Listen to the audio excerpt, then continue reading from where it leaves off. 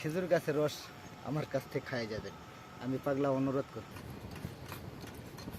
পীরগঞ্জ থেকে বোচা হই হই হই ছ পলা কোনটে গেলেন সবাই চলে যাচ্ছে আমার কিন্তু খেজুরের বাগান। তোমার ভিডিও খান দেখো দেখিবেন কিন্তু খেজুরের গাছ কিন্তু ভেল্লা মাঝত কিন্তু আলুর চাষ আছে। যা যায় খেজুরের রস পছন্দ করেন চলে যাবেন। নসাদ ভাই যায় আমার কথা কইবেন বা মোর নামটা কইলে তোমার নসাদ ভাই তোমাকে এনেই দিবে, না হলেও কম কিছু রাখবে। তো ভিডিও খান সবাই দেখেন, যা যা জাননি তাড়াতাড়ি যাও। গোটা ভিডিওখানে কিন্তু নওশাদ ভাই কেমন করে খেজুরের গাছ থেকে রস আহরণ করে সম্পূর্ণ তথ্যচিত্র ভিডিও চিত্র কিন্তু ভিডিওটা তুলে ধরেছি। তো সবাই ভিডিওখান দেখেন, যদি কারো রস খাবার ইচ্ছা হয় চলে যাবেন নওশাদ ভাইয়ের ঠেনা। ভিডিওখান কেমন লাগিল সবাই মতামত জানাবেন। তো আরেকটা ব্যাপার, জায়গাখান কোনখানা জায়গাখানের বিশদ বিবরণ জানিবা গেলে ভিডিওখানে শেষ পর্যন্ত দেখিবেন। তো সবাই গোটা ভিডিওখান দেখো, ধন্যবাদ।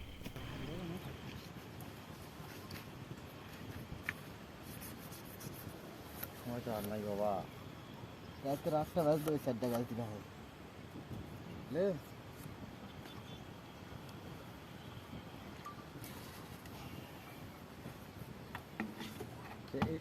বড় পাড়ার যে এলাকা আছে ওরকম করে একার জন্য কোনটা কথা তুমি না নিচে থেকে নাগাল পারেন।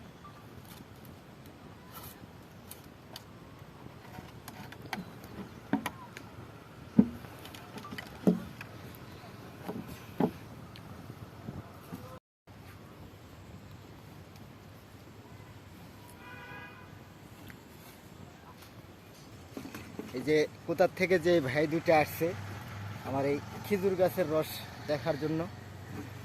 তো দর্শক, এই অধম মোহাম্মদ নওশাদ দাদি পাগলার পক্ষ থেকে অনুরোধ করতেছি, অনেক টাকা পয়সা আপনারা বিনিময় করেন, ভালো জিনিস কোথাও পান না। সারাদিনে হয়তো আপনারা কেউ 10 কাপ চাও খায় ফেলান, তো একদিন 10 কাপ চা না খায় আমার কাছে আসে 1 গ্লাস রস খাই যাবেন। আমি অধম মোহাম্মদ নওশাদ আলী পাগলা 1 গ্লাস রস খাওয়ার জন্য আপনাদেরকে অনুরোধ করতেছি। এই দিনাজপুর মেডিকেল কলেজ হসপিটালের অ্যাসিস্ট্যান্ট ডাক্তার সরলচন্দ্র রায়, তারই এই খেজুর গাছের বাগান আমি নিছি, অধম মোহাম্মদ নওশাদ আলী পাগলা। আপনারা দেশবাসী যারা আসেন আপনাদেরকে অনুরোধ করতেছি, আপনারা আসে 1 গ্লাস খেজুর গাছের রস আমার কাছ থেকে খাই যাবেন, আমি পাগলা অনুরোধ করতেছি। আপনার লোকেশনটা বলেন, জায়গাটার নাম বনকুট। এটা কোথা থেকে আসবে, কি হয়ে আসবে একটু বলে দেন। দক্ষিণ সুলতানপুর ইয়াজুল মোড়ে, দক্ষিণ সুলতানপুর ইয়াজুল মোড়, বোচাগঞ্জ থানা, দিনাজপুর। বোচাগঞ্জ, দিনাজপুর।